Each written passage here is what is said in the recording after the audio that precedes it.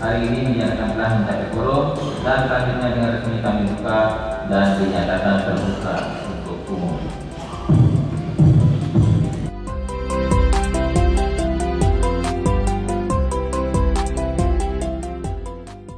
Rapat paripurna dengan agenda penyampaian tanggapan dan atau jawaban Bupati atas pemandangan umum fraksi-fraksi DPRD Kabupaten Buleleng terhadap rancangan peraturan daerah Kabupaten Buleleng tentang anggaran pendapatan dan belanja daerah tahun anggaran 2024. 1. Romawi, tanggapan dan jawaban atas pemandangan umum bersama fraksi Partai Demokrasi Indonesia Perjuangan, fraksi Partai Gerakan Indonesia Raya, dan fraksi Partai Demokrat Perindo.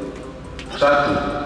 Terkait dengan adanya peningkatan penyerapan tenaga kerja ataupun peningkatan kesejahteraan bagi masyarakat Buleleng dari pendapatan hasil pengelolaan kekayaan daerah yang dipisahkan, dapat disampaikan bahwa pendapatan hasil pengelolaan kekayaan daerah yang dipisahkan yang bersumber dari dividen BUMD tidak hanya memberikan kontribusi terhadap peningkatan PAD, juga memberikan dampak terhadap pertumbuhan sosial ekonomi masyarakat.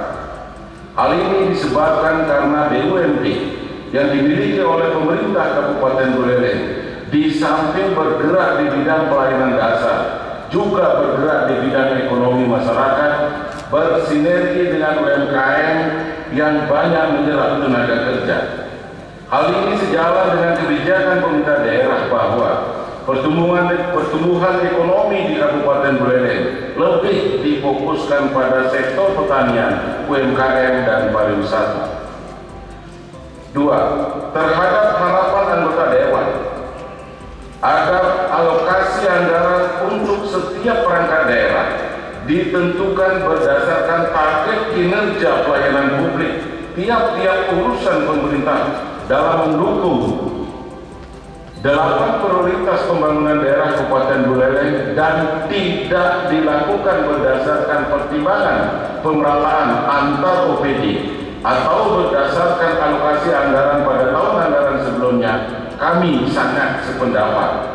Hal ini sudah dilakukan melalui pengalokasian anggaran didasarkan pada program prioritas dengan target terukur. Sedangkan pengalokasian anggaran untuk pemenuhan mandatory spending sudah terpenuhi, bahkan besarannya sudah melebihi dari yang ditetapkan peraturan perundang-undangan, kecuali mandatory spending untuk infrastruktur yang akan dipenuhi secara bertahap sampai dengan tahun 2027. 2. Romawi, pandangan terhadap fraksi Partai Golongan Karya. 1. Terkait pandangan anggota Dewan terhadap peningkatan pendapatan daerah masih terlalu kecil, yakni 0,14% atau 4,193 miliar rupiah lebih, sehingga dibutuhkan kerja keras semua pihak untuk meningkatkan pendapatan daerah arah 10%. Terhadap hal tersebut kami sangat sependapat karena pemerintah pusat telah mendorong pemerintah daerah untuk mewujudkan kemandirian fiskal dalam artian di masa yang akan datang PAD harus lebih besar dibandingkan dengan dana transport. Kemudian terhadap saran agar PAD dapat ditingkatkan setidaknya di angka 30% dari total pendapatan, kami akan terus berupaya untuk mewujudkan kemandirian fiskal daerah melalui peningkatan pendapatan asli daerah.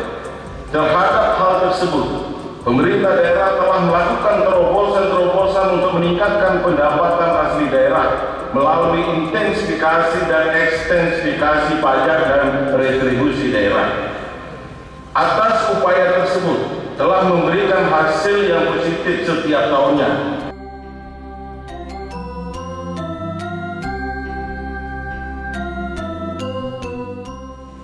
Usaha mikro kecil dan menengah merupakan kegiatan usaha yang menghasilkan produk lokal.